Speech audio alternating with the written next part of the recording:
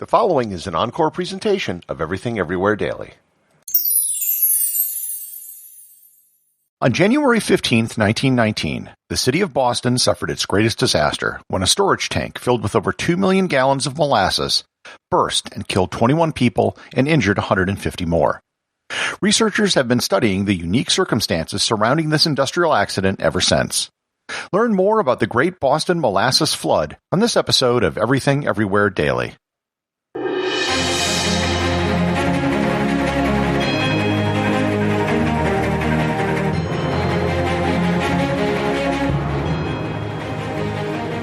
This episode is sponsored by CuriosityStream. If you're interested in learning more about great disasters that have affected humanity, CuriosityStream has programming which can help explain how these events happened.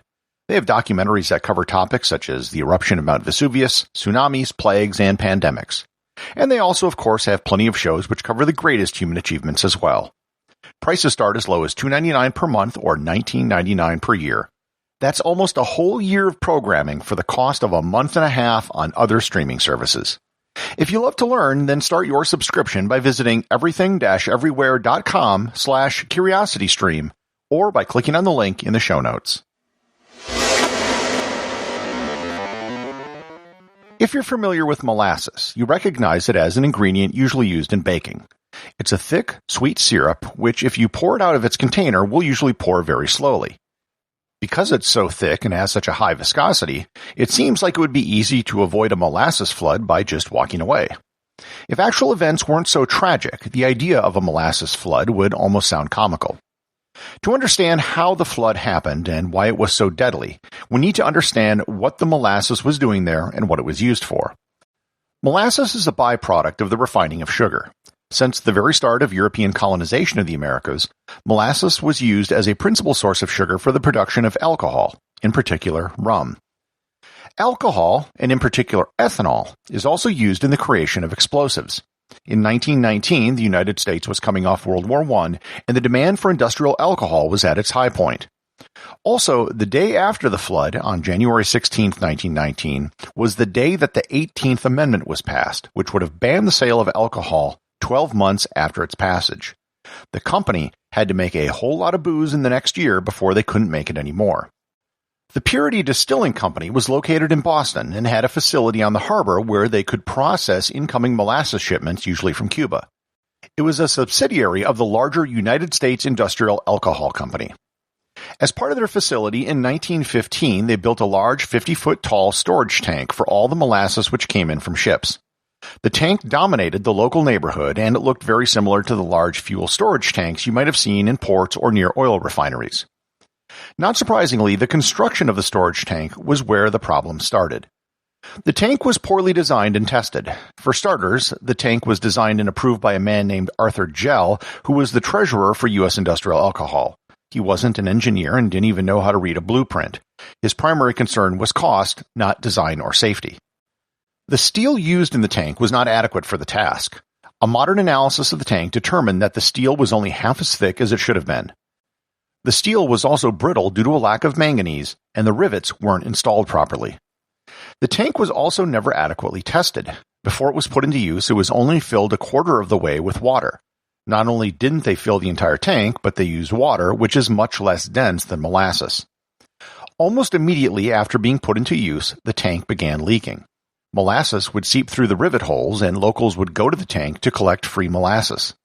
The company's solution was to paint the tank brown so no one would notice the molasses leaks. In the aftermath of the disaster, it was found that almost everyone who lived in the area expected the tank to fail at some point. Here I need to take a detour to explain a bit of the physics of fluids, and specifically molasses. The first is to understand the concept of viscosity. Without getting too technical, viscosity is how easily a fluid can flow. Water has a very low viscosity and can flow very easily. Molasses and syrup have much higher viscosities and don't flow as easily. Temperature can change the viscosity of a substance. Usually the hotter a fluid is, the lower the viscosity, and this is going to become very important. The second thing is to understand Newtonian fluids. Water and motor oil are examples of Newtonian fluids, and it is what we are dealing with in our normal day-to-day lives. Newtonian fluids do not change their viscosity. regardless of the amount of stress or pressure applied. Molasses is a non-Newtonian fluid. It does change its viscosity based on the stress applied.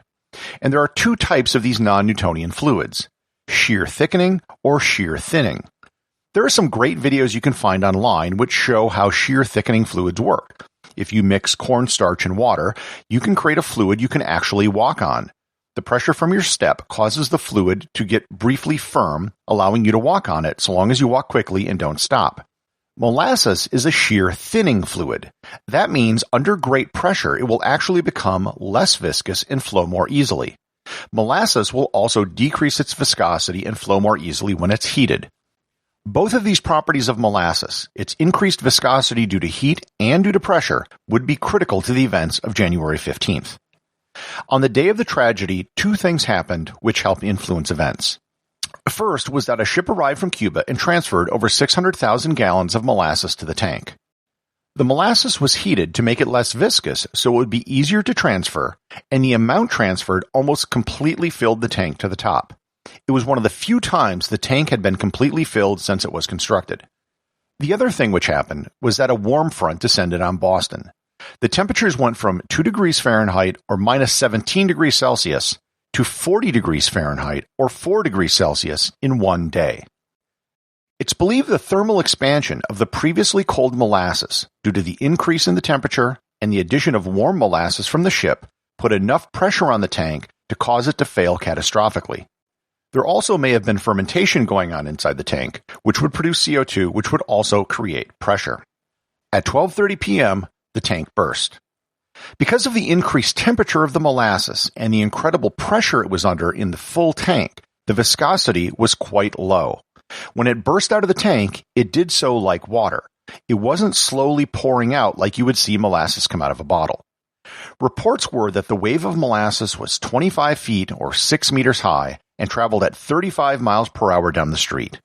The explosion of the tank burst with the energy of 850 sticks of dynamite. Rivets from the tank shot out like bullets and lodged in buildings. The tank couldn't have burst at a worse time. Children were walking home from school for lunch, and workers were out on the street. Buildings and elevated railways were hit by the flood and collapsed.